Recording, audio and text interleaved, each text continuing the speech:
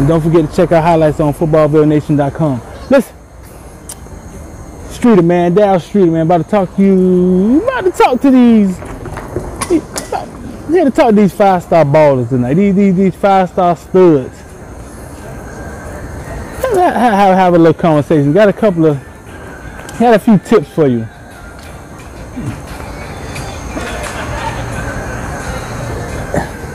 Y'all studs, you 5-star, you ballers, we know who the kids is, the names that ring bells, the kids that go to the game, they score 3 touchdowns. We know the kids, we know the names. We've seen the kids, we've seen them on the highlights, we've seen them on Footballville, YouTube videos. Y'all ballers, listen, look, I'm talking to y'all. Parents too, if your child is one of these kids that I'm talking about, listen up. There's a thing called genetics, okay? And sometimes athletic genetics get passed down to the kids, the siblings. And these things give certain kids advantages. I mean, if your mom was an Olympic track star, I mean,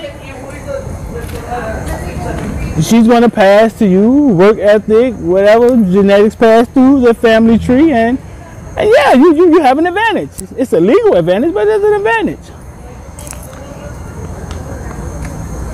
Ballers, listen, if you're very good at football and you've been good since knee high. I remember Duke Johnson mama once told me when she took Duke to Liberty City for the first time, 5 years old, he went out there and popped somebody in the mouth. First time on the field. Bam! First time on the field. Genes, genetics. It was in them to be good.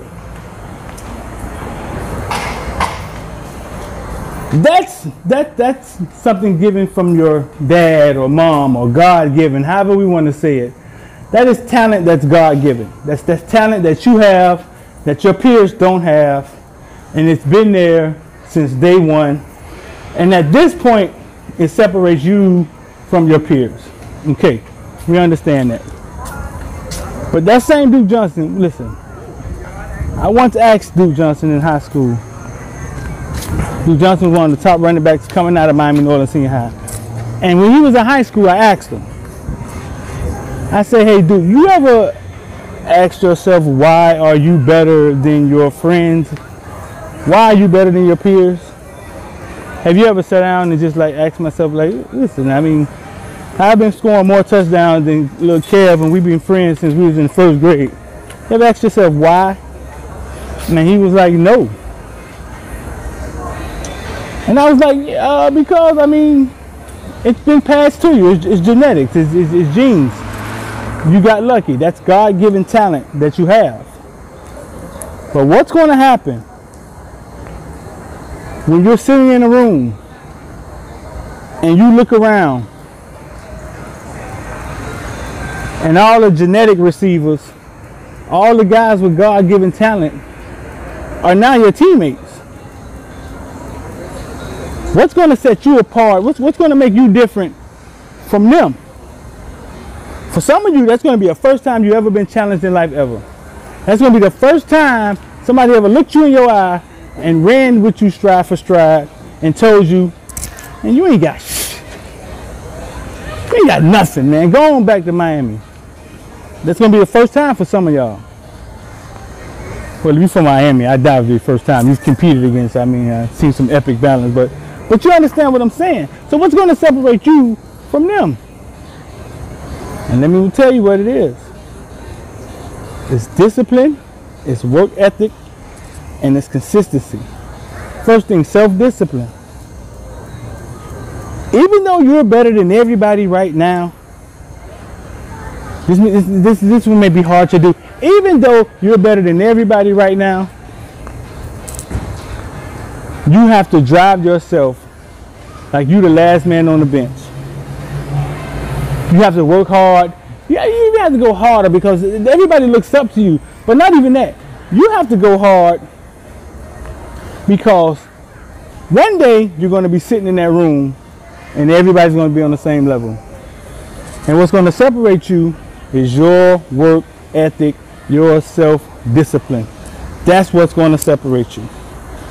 So even though the game may come easy to you now, you have to develop a work ethic, a self-discipline to go out there, run the sprints, go hard when people aren't looking, not in practice, on your own time. You have to develop a work ethic that will separate you from those other gene receivers or God-given talent guys that's sitting in the locker room with you when you end up at Clemson University or Alabama University, and you sitting in the locker room full of studs, and some of them may even be bigger than you. Some of them may even be bigger than you and just as fast. So listen, develop a work ethic. Go hard. Now, so when you're sitting in that room, it's not new to you. You've been working hard. You've been going hard. Second thing, 5-star ballers, we know you don't have to go to all the camps and all the tryouts and the Nike Combine and the Under Armour Combine and yeah, I mean, you got your name out there. You have 4 stars, 5 stars. I mean, you have your pick and choose of your college, any college you want. But I'm gonna put a gem in your ear. Those Nike Combines and those Under Armour Combines, yeah, they may be for the kids that want to get recruited or don't have offers. Yeah, we can look at it like that. But for you, listen, take advantage of this time when everybody's kissing your butt. Take advantage of the time when everybody wants you to come here and pulling you and you're sought after. Because life ain't always going to be like that. But that's another chapter. Take advantage of it. Still go to these Nike camps. And you know what you do? You go to these Nike camps, whether you work out or not, you shake everybody's hand. You meet Mr. Sturgis. You meet Mr. Bailey. You meet and you meet all these different coaches and these different trainers from different places. You get to know them, get their Instagram, make connections. Make connections. It feels like it was just yesterday Telly Lockett was at Miami Central coaching at Miami Central. Now he's at Florida State. But he was at Oregon State, then Florida State. Feel like that was like 3-4 years ago. I mean, it wasn't long ago. Go to these camps, make connection, meet these people, because you never know. Hey, you go to Ohio State, the coach get fired, now you in limbo. Oh, I remember I met Coach Bailey at the Under Armour camp. He at Oregon. I was nice to Coach Bailey. Kept in touch with Coach Bailey. Let me call Coach Bailey. Don't pass up on these camps. Use these camps as times to where you meet people all around the nation. They coming to you, because they're in your city. You didn't have to fly to go meet them. What got going on down here? They coming to you. Go to these camps, shake hands, meet these people that's running these camps. They're going to be happy to meet you. Get their Instagram, get their phone numbers, make connections. Because you never know when you're going to need somebody in this football world. And right now they're paying attention to you. So take advantage of it. It's called leverage. Take advantage of it.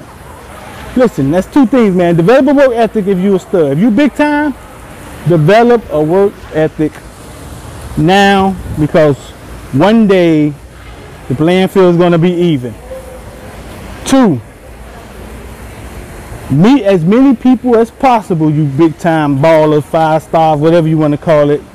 Right now, everybody wants to talk to you.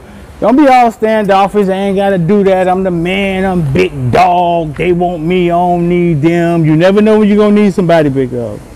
You never know. Go to these camps, shake hands, meet these people, get your Rolodex. So now you got coaches all over the nation that you know, you stay in touch with them, yada, yada, yada. Because you never know when things go wrong and you may need them. Listen up, man. Footballville, make a play, 7on7.com. Go check it out, footballvillenation.com. And make sure y'all subscribe on YouTube, man. Out of here.